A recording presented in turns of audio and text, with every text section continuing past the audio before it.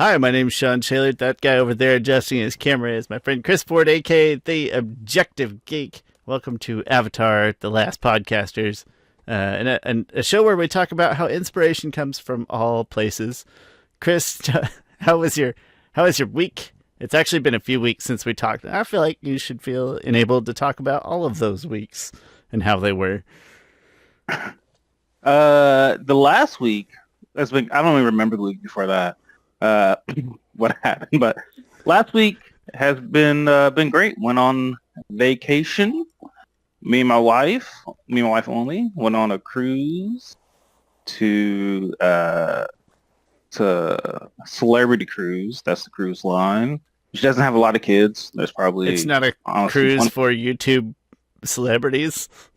it's not. Just Honestly, you and Smosh Games and that one really rich guy that everybody loves. And last time we cruised on Virgin, and she was like, "Oh yeah, well, there's because you pass cruise ships all the time. It's kind of fun seeing cruise ships." they're so big. But and this time when we ported at one of them, like we ported right next to a Norwegian, I think it was Norwegian one, and so it was like just cruise by cruise ship. It's just anyway. So I was like, oh, celebrity. Like, what is that? Like, my initial head did go to like richer people, but no, it's just what it's called. It wasn't as expensive as the Virgin Voyages cruise we went on.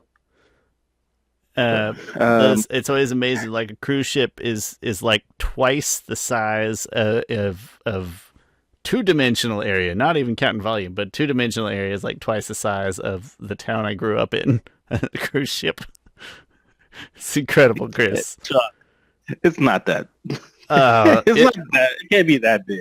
it It's might be. Let's do a quick Google. a cruise ship is like a cruise ship, Sean. If you have a road, Dimensions it's not. of A the cruise ship is There's probably just a road though. You gotta of the celebrity cruise. I just want the two-dimensional area, right? I don't want the three two. well, if you count it all. If you count, It is about probably like it's 300 feet. 1,100 feet long. Oh, wow, 1,100 feet. Uh, Yeah, so it's about the length that like one cruise ship is about the length of that whole town. Like I don't think the town is a quarter mile long. and then if you multiply it by the number of floors, which there's like Mm-hmm. 14. Okay. Just the other day, I Yeah. counted the number of people in my hometown that were still there. Did a real quick census check. I think it came up with 18. Depends on where you draw the boundaries out and where they actually are. Hmm. That's awesome. But my cruise was great. I did have some Avatar epiphanies on my cruise. And I'll get into one of them that leads into our topic of today. But one of the epiphanies, one thing I love about going on cruise, this is my second cruise I've been on, is the thing I love most is just sitting on the balcony and just like seeing the ocean and just listening to it, feeling the breeze of the wind and stuff. I did have epiphany of like, oh, I understand Earth. Like, I love how the Avatar universe really treats the elements and really dives into like, oh, what does it mean to like be an airbender and an earthbender and stuff. And how one thing I've noticed all the time is how earthbenders are not spiritual people. Like you don't really find spiritual earthbenders because Earth to me because Earth is tangible and it's very like that is a rock. A rock is a rock, and you throw a rock.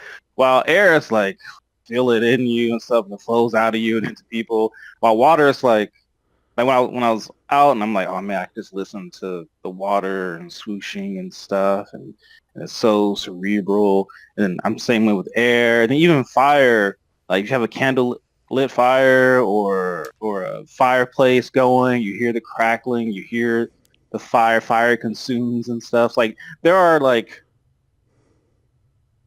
kind of metaphorical thoughts you can apply to those three elements, while Earth is more like, yeah, there's a mountain, and yeah, there's a rock there.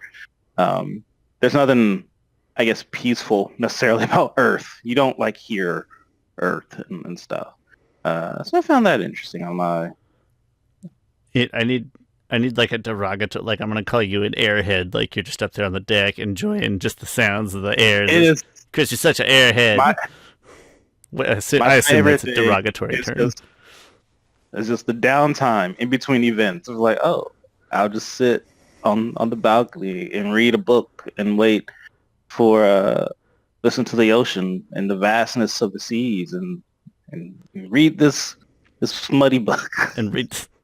There's a few things about that you're saying that like they sound good, and then you'll be like, and look at the vastness of the ocean, and then my anxiety just peaks immediately. Like nope, I'm out. You know what I realized, because I was looking out, right? And you get out to a certain point where there's just ocean, and I was like, how far am I actually looking out to? And so I Googled, like, because we were on like the 10th floor, which is probably about 100 or so feet from ocean level. And I Googled, like, how far can a person see out if they're at 100 feet up and it's a flat horizon? And it's actually only like 12 miles. I'm like, oh, okay. Like, you know, you can only see around you in a 24 to 30 mile diameter. That's less than I would have expected just for like a clear day. It's like I'm picturing sitting on the beach and watching a cruise ship like sail out of the port. And it feels like you can see it so far, but then, yeah, I guess that's only 12 miles. And that's because that's all my eyes know how to see. All right. It feels like it should be farther, though, doesn't it? I was surprised by that. But then, like, when I actually looked at it, I was like, all right, I could probably gauge, like, from here to there, it's probably a mile. And then from there to there, it's probably 2 miles. And, yeah, I probably can only see about 12 miles from this high up of a distance. Even when I'm, like, flying over an ocean, and if I look out one window and I see land, which is stupid, because if you crash on land, you're going to die. If you crash in the ocean, maybe you live. When I look at one side and I see land, it's fine. I look at the other side and I see nothing but water, and it just makes me want to throw up all over that window. Don't know why. But yeah, that was I love that aspect of it. And your kids survived grandma and grandpa's? Well, just grandma. But not. Yeah, there's no grandpa. Gotcha. Well, on my wife's side, family. Anyway, so they were in the Topeka grandparents, or yeah, my wife's mom. I got you. Yeah, my parents live in Tulsa, but yeah, they just stayed with my mother-in-law the whole week. And it was she also survived. That's good. Yes, she also survived. Good. But other epiphany I had. So, like I said. Oh, well, before I get into my other epiphany, because then that will lead us into the topic. Shawn, how was your week? It was good. I finished modding my Nintendo Switch, which has been sitting around for like before Geo came. Like, I had it like halfway done, and then Geo came, and then became like, oh, I'll do that later. And that's been 18 months or something ridiculous. 15 months. So I finished that. So I felt pretty good. And then, like an adult, all that time, all that effort, I used it to play Madden 12. And so, just definitely worth it. And then I went to the K-State game, and it's supposed to be Camden's first football game, which was going to be cool. But then it was really wet. So then it's just me. And so instead of being sad by having a baby, I was just regular sad and wet and cold. So that was disappointing. But, and they got killed. They got killed. And listen, Chris, I don't dabble in sports betting a lot because I'm not good at it. And when it first became legal, I signed up and I got the free money and be like, you deposit $10, we'll give you $100. And I burned through it all pretty fast. Like, all right, I'm bad at gambling. I don't need to do that anymore. Because I actively went out of my way because KU was favored. I was like, no, I've watched every game that both of these teams have played. This is a terrible thing that KU is favored. And went out of my way to bet a large sum of money against KU. Is like, this is wrong. This is bad. This is wrong. Oh, nice. That's a win-win. It is, but it makes me feel bad betting against my own team. I was like, no, Vegas isn't watching these two teams play. I am. I think they're doing it bad. Also, it's like Vegas doesn't believe in curses when clearly football states that curses are real. Yeah, the rules of football. But no, I had several good weeks, and I'm about halfway through the Teenage Mutant Ninja Turtle movies. About halfway through. Oh, already. Yeah. Yeah, yeah. Not that we had to rush through it, and because I'm through the good half, and I have the bad half left. Yeah. Spoiler alert. I mean, honestly, to me, there's only one great movie, uh, and then we'll yeah. we'll save it for the conversation, but I fall farther that way every time. Like, I see the appeal from a family movie perspective of the second one, but no, it's way weirder. But I still enjoyed every second of watching it for sure. Third one, but no, we'll save it for the talk. I'm interested because John always has pretty different feelings. I'm curious if there's one that, like, I'm curious to which one's somebody going to jump out and defend that's going to surprise all of us. We'll see. Yeah. But anyway, yeah, I had good weeks. But yeah, Chris, tell us about your other epiphany, and let's talk about smut.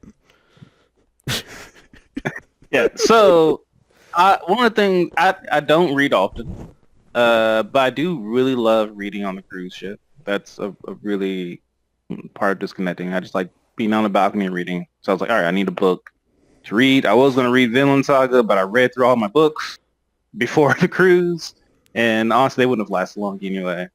And so I heard about this book called Fourth Wing, right here.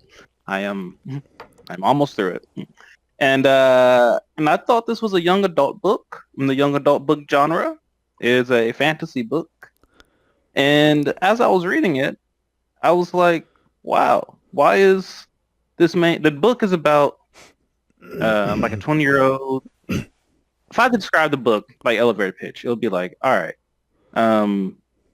Hunger Games mixed with Harry Potter, maybe, because they're at a college or stuff, mixed with something with dragons, anything, I guess. Game of Thrones. No, not Game of Thrones. That's not but they have dragons, right? And it's like they have this kingdom. They have dragon riders. They all have powers. They channel these powers through their dragons. So that's all pretty cool. The dragon kingdom goes up against this like griffin kingdom, and they need to defend against them. Whatever. They go to school and stuff, but you can easily die at a school. In fact, only like 10% of them survive through this specific school. That's a harsh curriculum, man. Yeah, it is. And then they can kill each other and stuff. That is very Hunger Gamesy. Yeah. Not only can, and there's some bad writing. I mean, there's a lot of bad writing in the book, honestly. But there's some plot of like, it's hard to come by dragon riders because that one thing, a lot of them die just in the process of applying for the school and getting into the school, and then even once they get into the school, and even when they get a dragon, so if they get into the school, they could be killed by someone else legally. Like if they challenge them or something. And then even if they get past that, they gotta get a dragon. But the dragons could kill them legally because dragons select their riders. And then even when they get a dragon, they could be killed. It's like, if you guys have such low numbers of riders, how about you stop allowing them to be killed? That's to say, if there's a shortage of dragons, like, all right, that's one thing. But if the dragon shortage isn't the problem and the people killing other people is the problem, I have a suggestion. Yeah. But what caught me off guard by reading the book is the main character. Her name is Violet. She is very horny. Like, she's always talking about how hot guys are, and I was like, oh, this is weird that she's always talking about how hot people are. She was like, oh yeah, so-and-so's chiseled chest and stuff. And even her sister was like, oh, when you go to college, like, hey, you shouldn't be having sex stuff. And then I'm like, oh, okay, all right, progressive, sure. Good for her. Get it in. Stuff. But I thought that might be the end of it. No, that was not the end. You thought it was just like a quick birds and the bees convo. Yeah. Or I just thought she just thought about how hot people were. She was very descriptive. And then got into certain scenes, and the certain scenes are like set scenes, and they are detailed. very, very detailed. I was like, oh, I'm reading smut.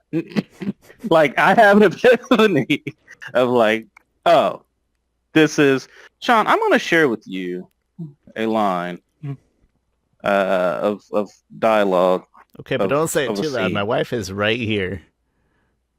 Yeah, because it is. Let's see here. Dun, dun, dun, dun, dun.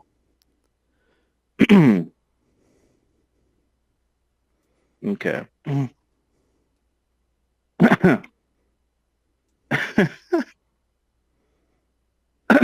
Let's see here. Oh no, it's all right.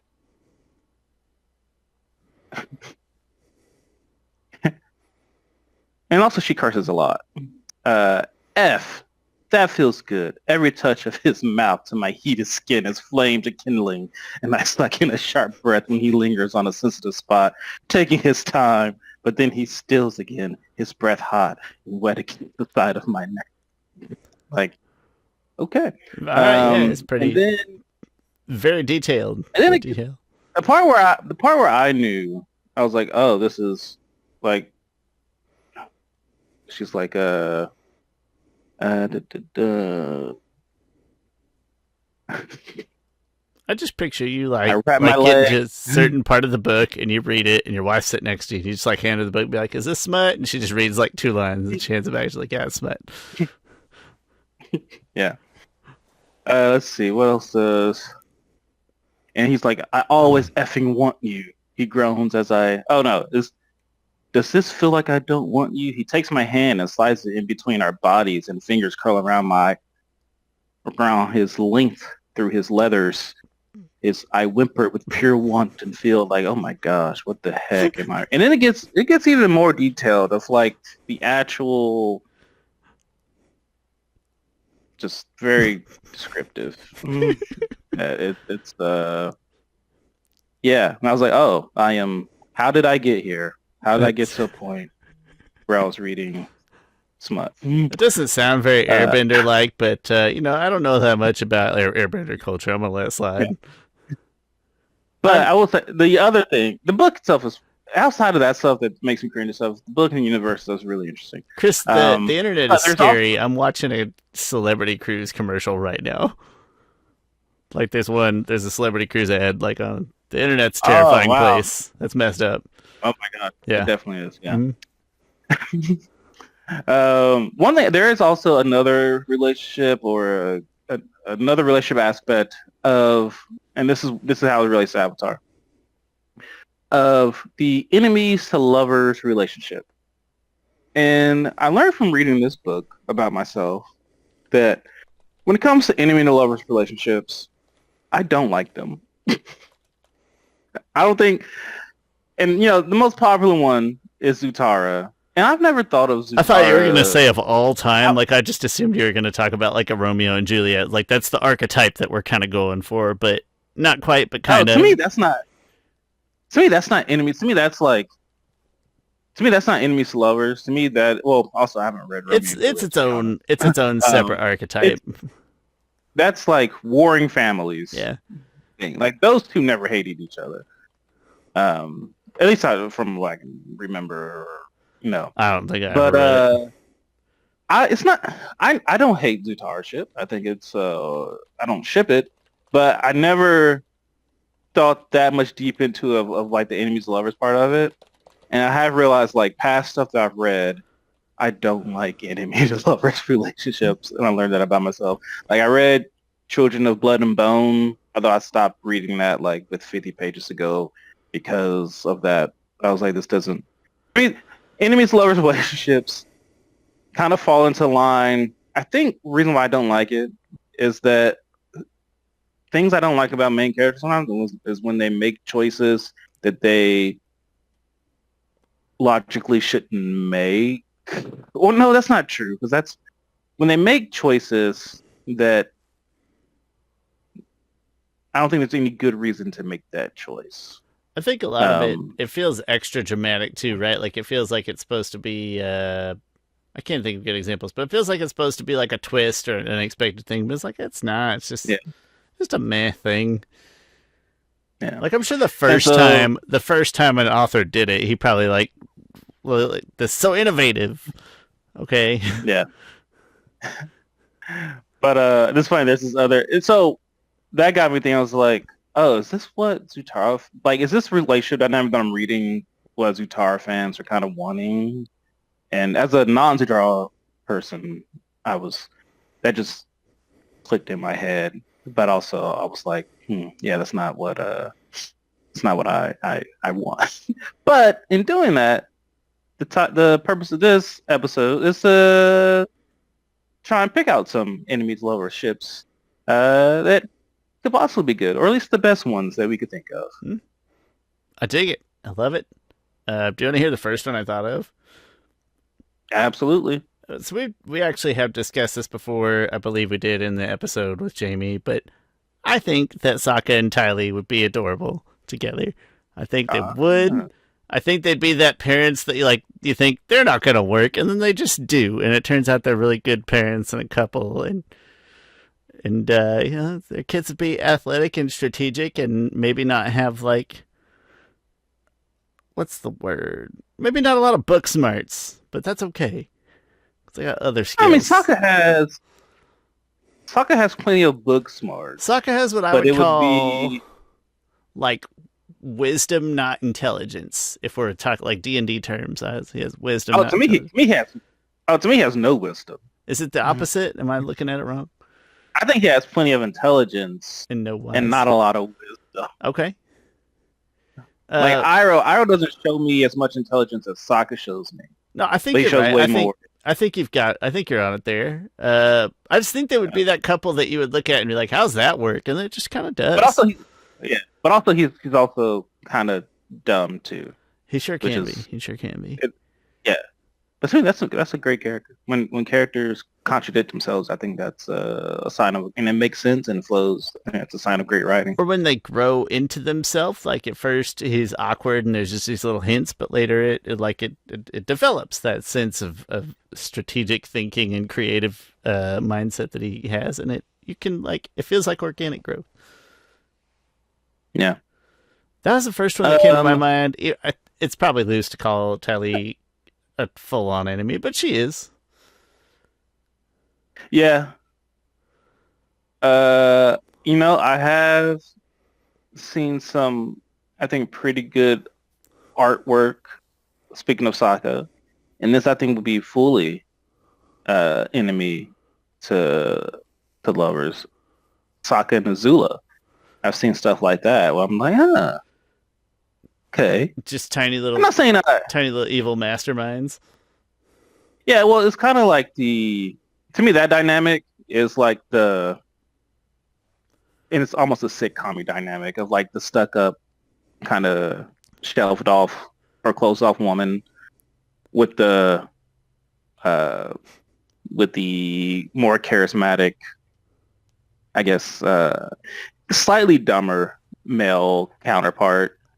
So it's kind of that dynamic there. I think there's something with like, I can't pair and probably would refuse to pair Azula with anybody who had a lot of self-esteem. You know what I mean? Like there has to be a certain amount of like self-doubt to get into what is ultimately going to be an abusive relationship. Yeah, but I think you would either need someone with very low self-esteem or someone with very, very high self-esteem to put Azula more so in a, I don't want to say put her in her place. No, see, no, that seems destined. I'm staying on the low side, and I think this Sokka down a different path. Sokka after a few different life choices, and then he ends up here. It's like, okay, yeah, I can see those little bits of self-doubt and things in him that maybe make that interesting. Yeah. Does May get to end up with anybody good? I couldn't think of any. I couldn't find a good vibe there. Well, that thing is that, like, she's almost like so indecisive, not indecisive, but just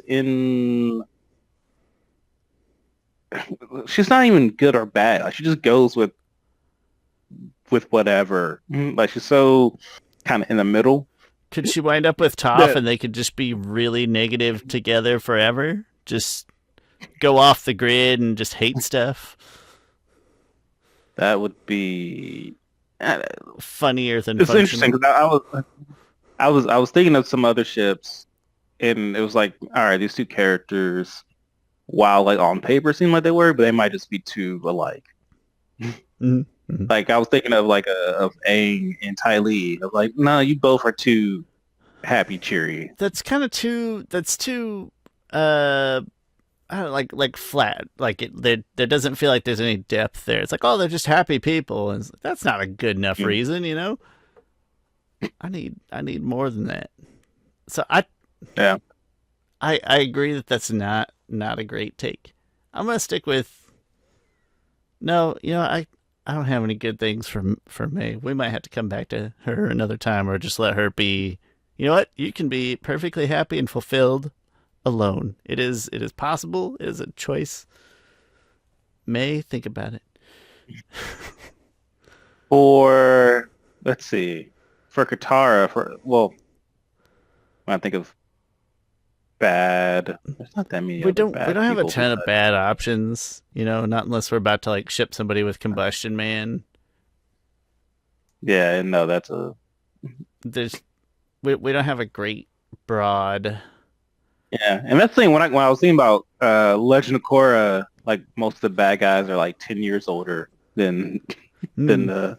I mean, they're 21 by the end. Most of them are like 21, 22 by the end of the show. to where it's at Um, least like an like for acceptable gap. yeah, like Korra, the one that I thought of that was like, oh yeah, I think that could possibly work was Kuvira.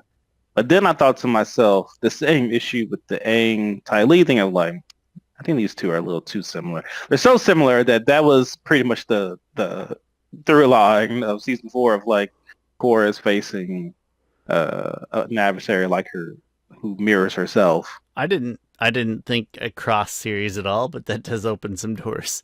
I Mm. don't know why it didn't cross my mind. I just didn't. Uh, I think that's a lot of directness in Yeah. one household, if you will.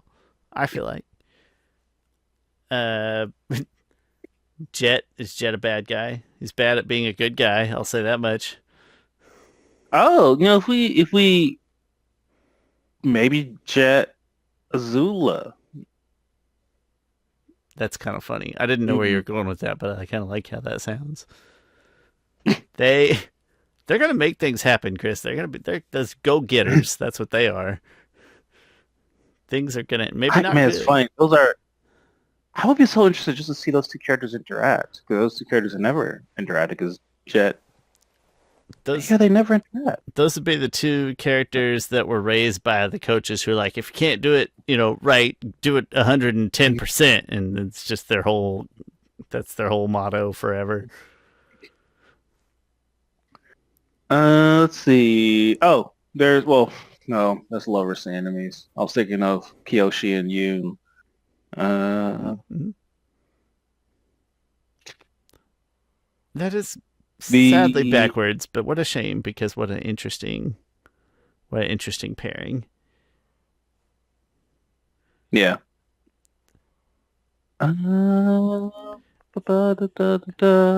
Oh, bad guys.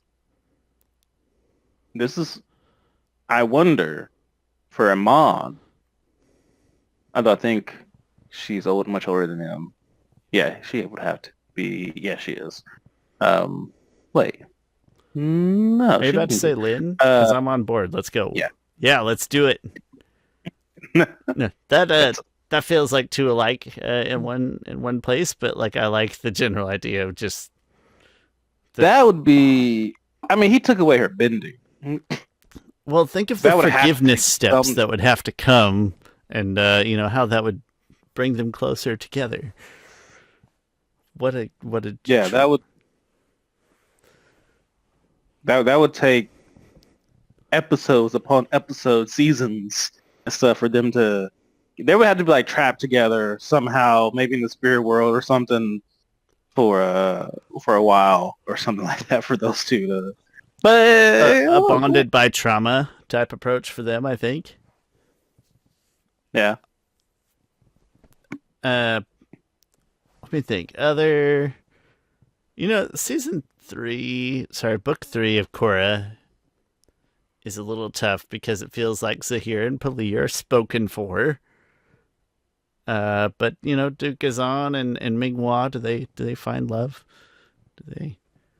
Gazan's easier than Minghua just because Gazan's like a flatter personality, right? Like it's just easier to picture. Minghua's got some Azula to her.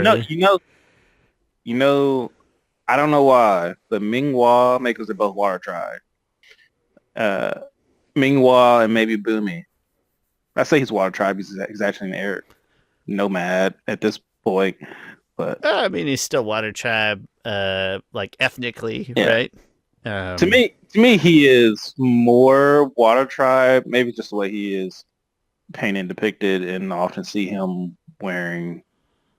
I feel like I've seen him wear blue one time, and also his mom is water tribe. But yeah, he is both. What I love about that I didn't think, like I never would have thought about that, but what I love about that is like, he's just kind of nutty and open-minded to, like, there'd be a learning curve, and then they would coexist nicely, I think. I don't know what they would talk about, but they probably do. They probably do. I see him as open and accepting. That's why. Sure. Gazan's easier, but also less interesting. And it's like, all right, yeah, it's like, eh. And then Kuvira's, maybe Kuvira is the most interesting villain. Well, I mean, I guess Mon too, but maybe Kuvira is the most interesting villain from Korra to I know who Kuvira could be with.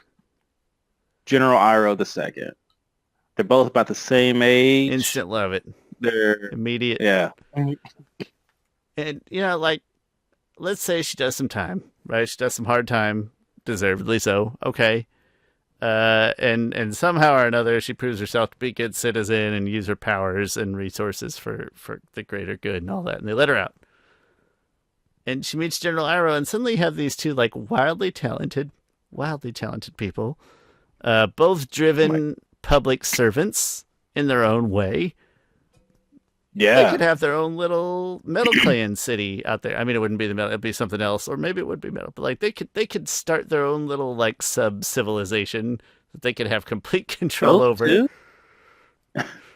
talking, yeah. I mean, the Fire Prince and the previous emperor of the Earth Kingdom, both elite benders, like probably top 7. We put Iroh 2 in as like top just in firebending itself, and then Kuvira is probably the best metal bender. Like, holy crap, those two. Iroh 2's small sample was 100% like elite. Like it was small, but there was not one small thing in it. Everything that he did was awesome. Chris, that's the best thing that you've said yet. I'm all on board for that. This character arc. Chris, forget Korra didn't cause the calamity, okay? Listen, Iroh 2, and they didn't cause it on purpose, okay? They didn't cause it on purpose. It's too much power in one small space. Something big. Maybe they were trying bad. They're trying to make renewable energy. They were. Yeah, that's perfect. Spirit Vine, like infinite, what do you call it? The infinite energy machines, like the things that go on forever. They were trying to do that with some spirit vines, and then Korra couldn't stop it. So everybody blames Korra, and some people blame them because they're not thinking about the good that they were trying to do.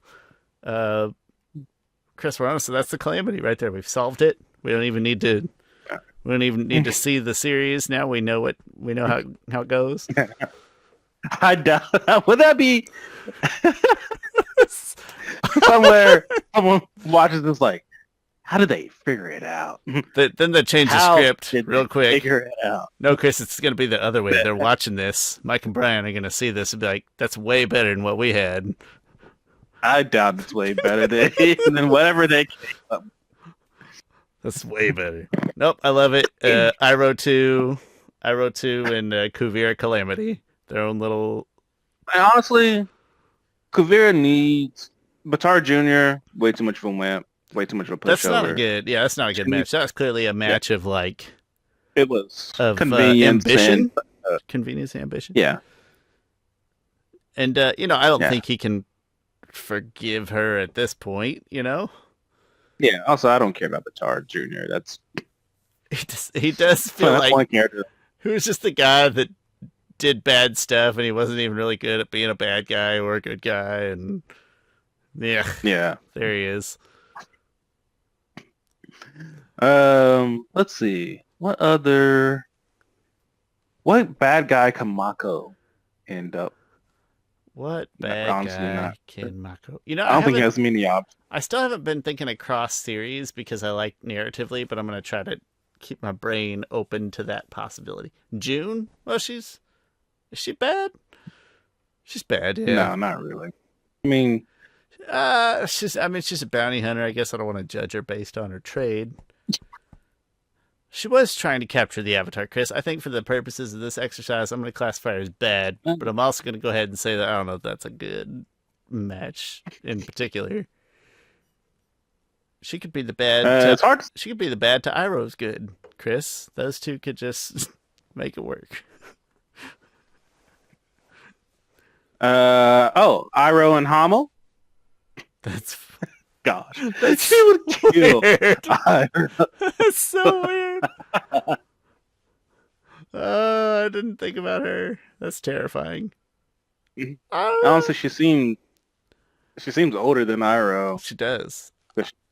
She seems like she's sits maybe 70. Oh, see, in my mind, I had her upper 70s. Like I had her, or honestly, Chris, maybe older. In my mind, waterbending is like kind of a source to that water healing, right? Like that excess longevity. So I had her pegged even older. I was thinking, north of 80. I don't know. Does she say a year? Does she talk about how long she's been under the mountain or anything? I don't think they do. Huh. I don't think they mention it. Interesting. No, you know what? But yeah, I think Iroh's like late 50s, early 50s, and she's probably probably mid 70s to probably mid 70s. I don't care to ship her with anybody because that's terrifying. Who voices her? She's got a famous voice actress, right? We went over it one time. That lady was, I don't remember her name, but she was legendary. I gotta look. It's bugging me now because I can hear her voice. I think she did the mom from Futurama. The grandma. Right. She's mom from Futurama. That's what it is. Well, and 100 other things. That's just the one that hits immediately. No, and I do think she has literally done hundreds of voices. I think so too. I think we looked at that. Tress McNeil. That's what it was. I saw it here somewhere. I didn't know that. I had to look it up, but yes. Anyway, nope, not going to ship her with anybody. That's terrifying. She can have random old good guy who's just needs a roof over his head, and he's willing to take a little abuse for it. Let's see. Who else do we have? What's does Unalak get to? I mean, he's normal-ish in a lot of senses that make is like, no, you could just have like a cult status thing with an unwary, naive, good lady or good man, either one. Yeah. When it comes to Unalak, I don't know. He's such a character that I don't really think that hard about, and so And he already had kids, so he already had his chance. I wonder what happened to his wife. I mean, Killed her. can Eska and Bolin be happy together? Doesn't it? Wait, which one's which? Well, that's not really a Eska.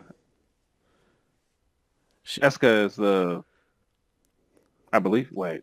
See, now I did the same thing. I think we both said Eska first, so I bet it's Eska. I'm going to trust our instincts. I'm pretty sure it's Eska. But, I mean, she's not really bad, I guess. She's not really bad. Who else on the bad side need some love?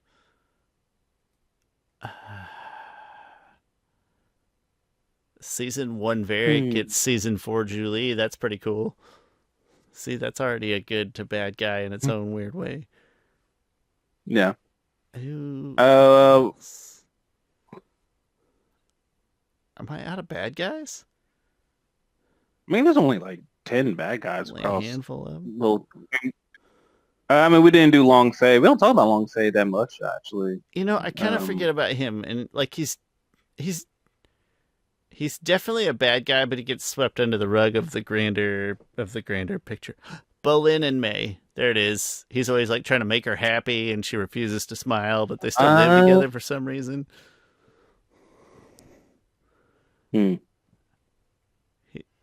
Yeah. I could just picture her being. People are like, "Why are you with him?" And she just like flat face, like he makes me laugh, and they can't tell if she's joking or not. It's perfect. Longfang, who does he? Maybe he can. No.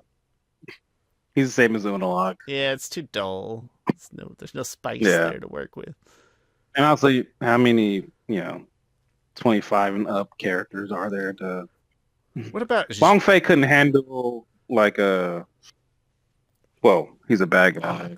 What about Zhao? He's stupid. Like, can we find an unwitting, dumb, good person to be with Zhao?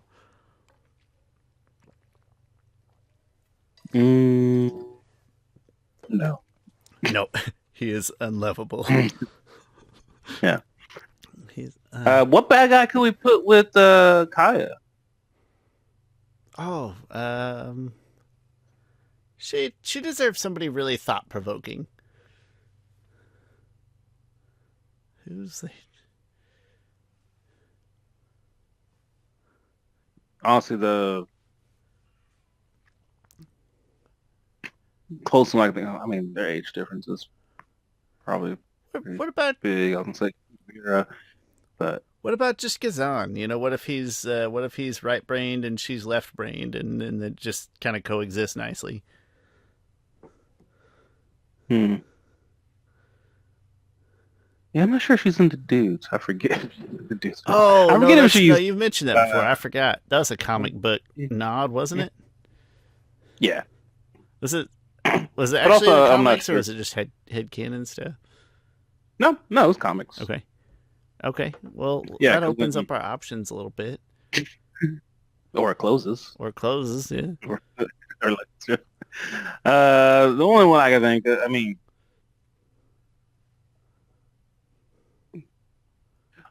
maybe Kaya and Minghua. That would be interesting. I mean, in a waterbender sense, that's kind of a lot of fun. I would describe them both as creative in their own ways.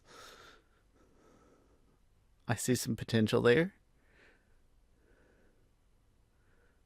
I feel like there's so many more good guys than bad guys, or like a lot of the bad guys aren't bad guys. I know that's the thing. Who, if we could find anyone for Ozai, doesn't deserve anyone across any of the characters from, because he's ultimate, shallow, one-dimensional bad guy. Can he be with I can fix him person, like a super optimistic I can fix him lady? Do we got any of those wandering around? Yeah. Honestly, gosh, I forget how abusive. What if he's with the fortune teller? he goes there in search of wisdom and his next evil plots, and then he senses charm and calm from her, and then he stays. And then she just controls him with bullshit prophecies. Just manipulates him. Yeah, honestly, I can't think of anything for him. He's the bad guy that you don't love to hate. He's just the one that you kind of hate. If they were in high school, it'd be easier because, like, well, that's a good girl, but they're in high school and she's shallow. And we're talking about smut, so she's just like, oh, he's got good abs. We'd sell it that way. Other bad guys need more bad guys.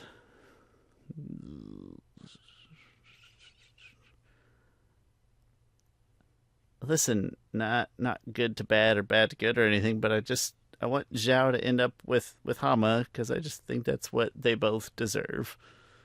That's what they both get. Yeah.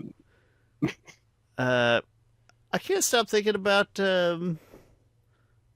just like wishing we had a wider what's the word that like the company of villains, but that's not it. The gallery? Is that what they like talking about when all Batman's villains together? It's his called the Rogues Gallery. Rogues Gallery. Yeah, we needed like a wider Rogues Gallery. That's true. Well, maybe that's it. I mean, Rogues Gallery typically only happens if they're reoccurring. True. Yeah, which is easy to do in comics because it's like they have to reoccur. You can't completely defeat them. They have to come back in 12 issues. That guy that you and Barry told me about, and I get like all of his TikToks, and I saw the Batman one the other day. That was pretty good. Yeah. His superpowers shall be generational wealth and punching people. That guy is pretty good. He is. I do like a lot of those. The Yugi one, my favorite part was Yugi, Kaiba, Pegasus, and Joey. Yes. They will all have creative names. And Joey. The protagonist, make him very short, yes. Oh, that's great. I don't know why that one just like that particular part caught me off guard. I laughed a really long time. Okay, well, I don't have any other contributions to make to this point. Chris, is it a book series? Is there more smut in your future? Or is this like a once a year cruise time only? There's I don't think there's more. I'm unsure. The book series isn't done. There's 3 more books I think that's out now, or I think there's 2 more that's out now. I think one's called Iron Flame, and the other one's called Onyx Storm or something. I don't know. Those do just sound like generic. It's just generic young adult dramas. You could just any color and any tragic event. Yeah. The thing I've heard mixed things of like, oh yeah, I heard some people say that the books get worse, but that's from the point of view of someone who likes all the romance stuff. Then I heard that, well, I've heard that the book goes less in the romance, more into the actual story. Which I'm like, all right, if it does that, I'll keep reading. But I've also heard some people say it does more romance. And also I've heard that it gets more into the will they, won't they of things. And I'm not, like, I literally cringe when reading this book. And there's some absolute terrible the dialogue surrounding relationship stuff, I think, is really bad. And I feel dumb saying that because I'm not a writer, nor do I read stuff, but it's just like, it's literally like, he wants to kill me, but gosh, if he isn't attractive, if I'm not attracted to him right now. That just, it's like, wow, what the heck? This is going to upset somebody, and I hope it doesn't upset too wide of an array of people, but it's such a juvenile way of writing. Like That's how I was like, this is so immature. Like, I understand I could find somebody attractive. I could look at that person and be like, I know they're horrible, but they have nice features, and then that's where it would stop.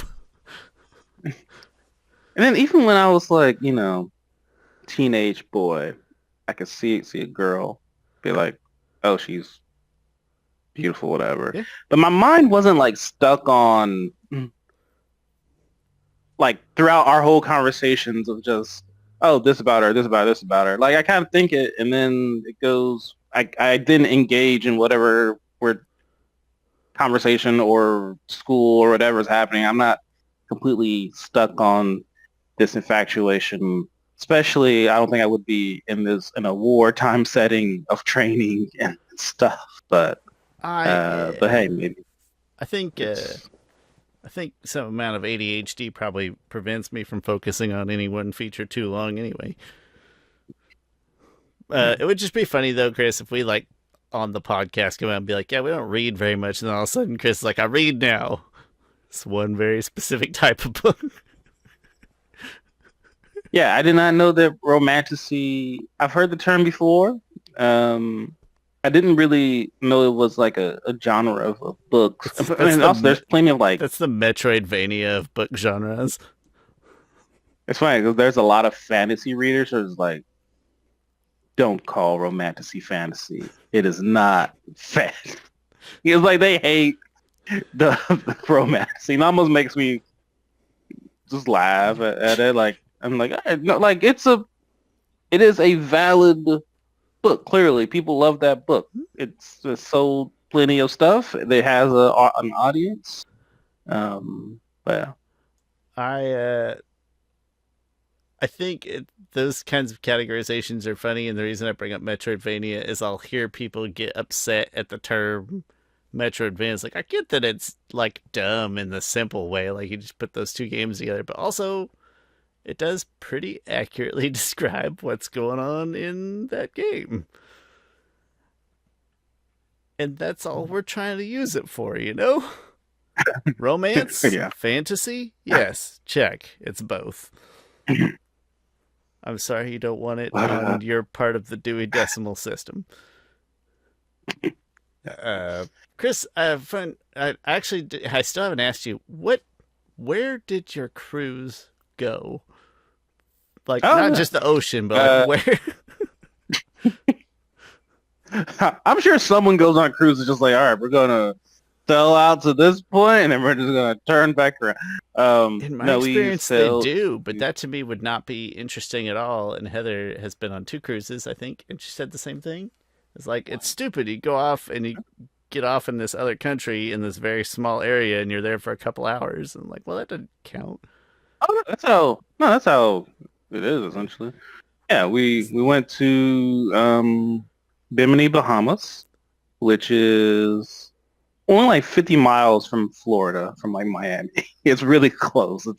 Bahamas is like it's a thing of islands, and the main area of Bahamas is probably 50 miles away from Bimini, but it's not. It's still part of Bahamas. So you go there for like 6 hours or so. I mean, the boat is there from like 8 in the morning to like 6 at night.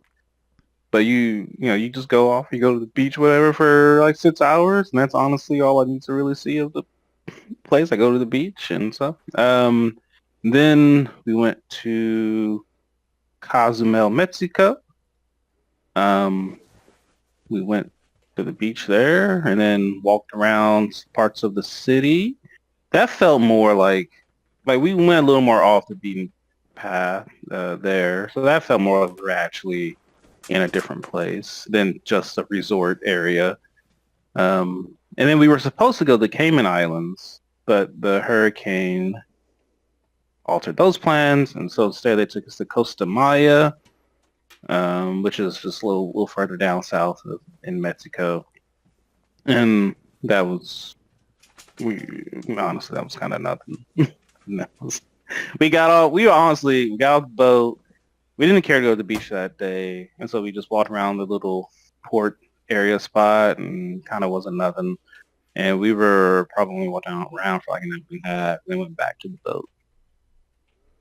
But We just, I Uh, don't remember how much Brian Regan you've watched, but just Heather asked me where you were going, and I didn't know, and it just brought to mind that Brian Regan skit where, like, the way that guys talk to each other, and they, like, Brian and his brother go golfing, and his wife's like, so is he seeing anyone? He's like, how am I supposed to know that?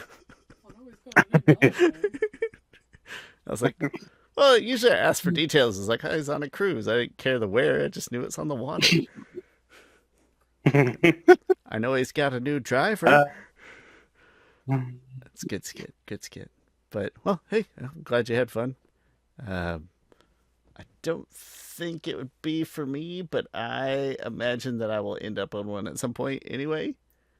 And I do.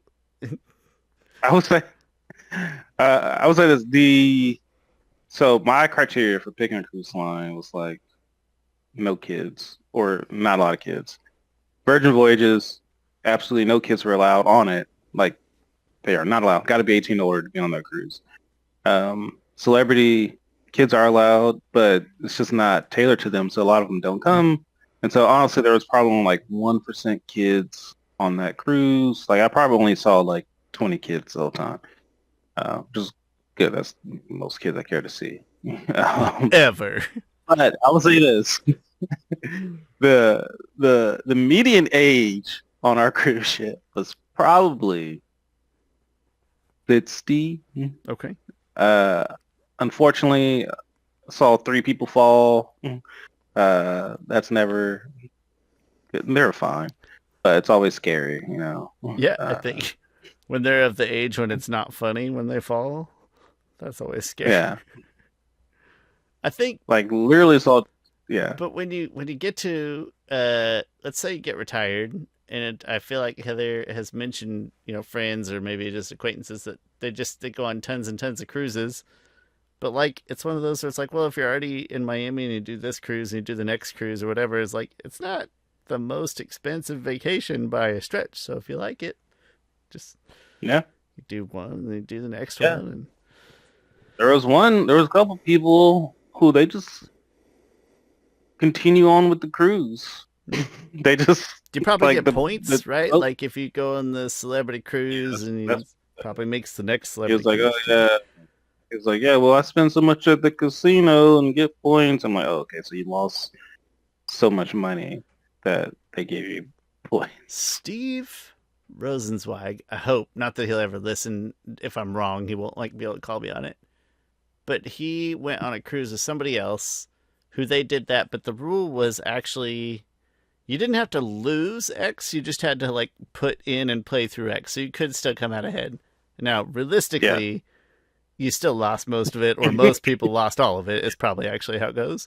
But it's like realistically, you didn't have to technically lose that much. It's like, you probably will, but whatever. All right, I get it. I'm sure there's value in going on the same cruise over and over again, somehow or other. I'm sure there's ways to find value. Yeah, well, I'm sure once you pick the one you like, probably just keep going on kind of those build up whatever points and stuff. But I can see that.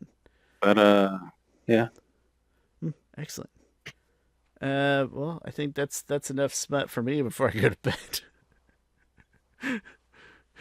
I still haven't finished the book yet. I still have like 50 pages or so left. Apparently, it's supposed to end on a cliffhanger or something, and that kind of made me not want to read it. If that cliffhanger is a will they won't they cliffhanger, I would never touch the next book in defiance. Would never. But I'm glad you had fun. Good to talk to you. Next week, let me think. Next week is going to be the 8th, 7th, 8th, Friday, 7th. We're getting really close to Avatar Magic Cards coming out. I think that's like the 14th. I think is when they will arrive on my doorstep. And if I were to do a pre-release event, that would be on like the 14th or the 15th, just to have an excuse to open some up. So that's 2 weeks out. So anyway, we'll talk about that more next week, maybe, or maybe we won't. In the meantime, I'm Shawn. That's Chris Ford, aka the Smutjective Geek. That didn't roll off my tongue as good as I wanted it to. This has been Avatar: The Last Podcasters. All of the positive interactions and thumbs ups, reviews, comments you can leave us. We appreciate it all. I'll leave all the information down in the description, and thanks. We'll see you next time.